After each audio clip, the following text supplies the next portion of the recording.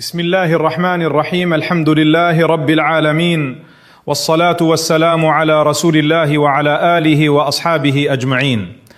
Amma ba'd, my brother and sisters, imagine standing on the day of judgment, holding your fasts in your hands. 30 days of hunger, thirst, tiredness. You are waiting for your reward.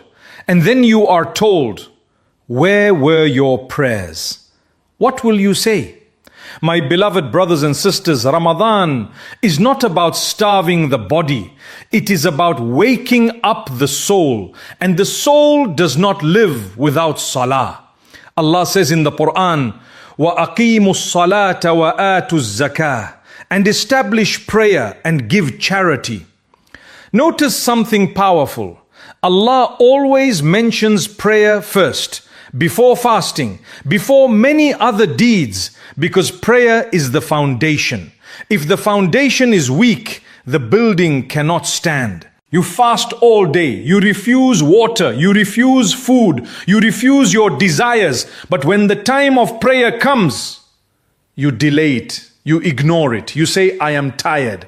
My brother, my sister, if you can control your hunger for Allah, why can you not stand for 5 minutes for Allah? The Messenger of Allah sallallahu alayhi wasallam said, Al-ahdu alladhi baynana wa baynahum as-salah, faman tarakaha faqad kafar. The covenant between us and them is the prayer. Whoever abandons it has fallen into disbelief. Look at the weight of these words. Prayer is not a small matter. It is the line between belief and destruction. There is a story from the life of Umar ibn al-Khattab radiyallahu anhu. One day he was stabbed during Fajr prayer. He was bleeding, in pain, fading in and out of consciousness. The companions tried to wake him. He did not respond. Then someone said, call him for prayer. They said, As-salah, O Amirul Mu'mineen. And he opened his eyes and said, yes, there is no share in Islam for the one who leaves prayer. And he prayed while bleeding. This was a man dying, and prayer was still more important than his pain. Today we are healthy, we are strong, we have time, but we say later. Allah tells us the purpose of fasting. Ya ayyuhalladhina amanu kutiba alaykumus siyam la'allakum tattaqun. O you who believe, fasting has been prescribed for you so that you may become righteous. Fasting is meant to build taqwa. And what is the greatest sign of taqwa? Prayer. If Ramadan comes and goes and your prayer did not improve, what changed? Some people fast, but they do not pray. They feel proud of their fast. They tell others, Alhamdulillah, I did not miss a single day, but they miss Fajr. They miss Isha. They miss the meeting with their Lord. The Prophet ﷺ also said, Man lam yada' qawla az-zuri wal-amala bihi, falaysa lillahi hajatun fi an yada'a ta'amahu wa sharabah. Whoever does not leave false speech and bad actions, Allah has no need for him to leave his food and drink. If bad speech can destroy the reward of fasting, then what about leaving prayer completely? My dear brothers and sisters, fasting without prayer is like a body without a heart. It looks alive, but inside it is empty. Do not misunderstand. Fasting is a great act. It is an obligation, but prayer is greater. Prayer is daily. Prayer is the rope between you and Allah. Ramadan is not here just to make you hungry. It is here to bring you back to salah, to bring you back to sujood, to bring tears back into your eyes when you whisper, Ya Allah. Ask yourself tonight, when you stand for iftar, when you raise your hands in dua, will you answer the call when Allah calls you 5 times a day? Because in the next part, we need to speak about what really happens to the deeds of a person who neglects prayer while hoping their fasting will save them. Because many people think Allah will look at their hunger and say, that is enough. But will it be enough? On the day of judgment, the first thing to be judged is the prayer. The Prophet ﷺ said, Inna awwala ma yuhasabu bihi al-abdu yawma al-qiyamati as-salah.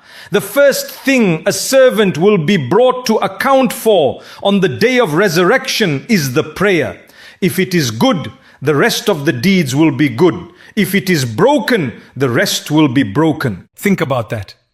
You may come with 30 fasts. You may come with charity. You may come with tears in Ramadan nights. But if the prayer is missing, what will hold your deeds together? Prayer is like the thread in a necklace. Remove the thread and every bead falls. My dear brother, my dear sister, I am not speaking to judge you. I am speaking because I care. Because we all struggle. Because some of us fast every year, but we still feel empty inside. Maybe that emptiness is not from hunger. Maybe it is from missed sujood. Allah says, مَا سَلَكَكُمْ فِي سَقَرْ قَالُوا لَمْ نَكُ مِنَ الْمُصَلِّينَ. What led you into hell? They will say, we were not of those who prayed. Notice what they did not say. They did not say we did not fast. They said we did not pray. This is serious. There was once a man during the time of the companions who was known for his fasting. He fasted often, but he was careless with his prayer. The scholars of the early generations would say, fasting builds the house, but prayer is the door. Without the door, anyone can enter and destroy it. You see, fasting is once a year. Prayer is every single day. 5 times a day, Allah calls your name. Not because He needs you, but because you need Him. When you skip prayer but keep fasting, it is like telling Allah, I will worship you in my way, not your way.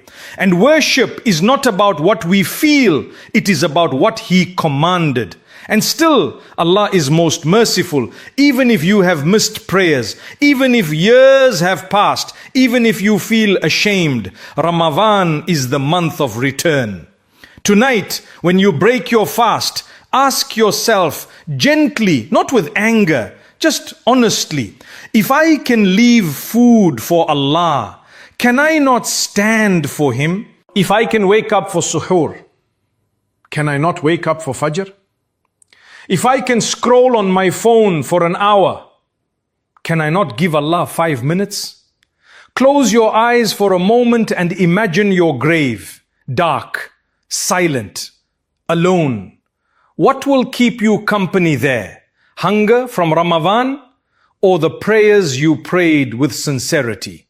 Because very soon we will speak about the mercy of Allah for the one who decides even today, even right now, to rebuild that broken connection and take the first step back toward the prayer that has been waiting for them all along. Because Allah is not waiting to punish you. He is waiting for you to turn back.